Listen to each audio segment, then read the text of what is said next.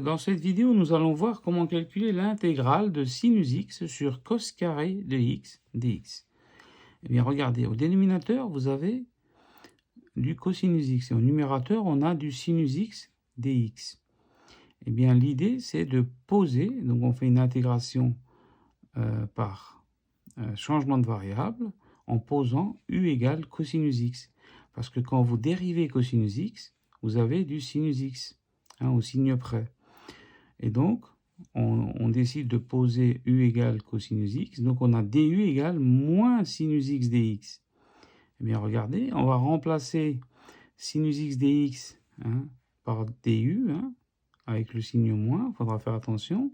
Et le cos carré de x, on va le remplacer par u au carré. Et ça donne ça.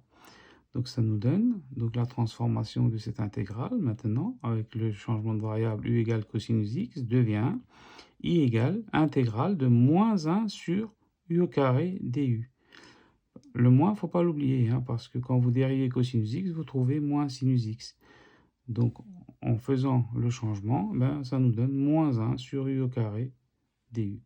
Le moins, on peut le sortir de l'intégrale, on le met devant. Et donc ça, il faut savoir que 1 sur u carré, c'est la même chose que u puissance u exposant moins 2, donc du. C'est la règle des puissances. Et donc, une intégrale de u exposant moins 2. Je vous rappelle que une primitive de u puissance n, c'est rien d'autre que u exposant n plus 1 sur n plus 1. Donc, on applique ça. Donc, on n'oublie pas le moins. Donc, c'est moins u exposant moins 2 plus 1, le tout sur moins 2 plus 1. Voilà. Et donc, on simplifie tout ça. Donc, attention, oui, ça va faire un plus. Là, il y a un moins. Moins 2 plus 1, ça fait moins 1. Donc, moins sur moins, ça fera plus.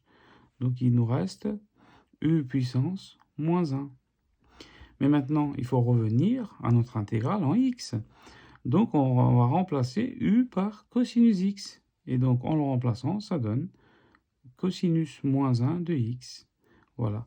Donc, au final, notre intégrale, le résultat est le suivant. Donc, le résultat de l'intégrale, c'est cosinus moins 1 de x plus une constante qu'on n'oublie pas, qui appartient à l'ensemble des réels. Et donc ça, c'est l'inverse de la fonction cosinus x. Eh bien, ça s'écrit aussi sécante de x. Voilà, SEC de x. Donc, c'est la sécante de x. Voilà, une autre écriture.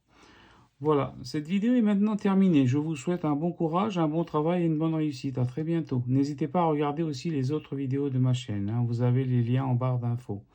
Si vous avez aimé la vidéo, n'hésitez pas à liker et à partager et à vous abonner à ma chaîne si vous le souhaitez.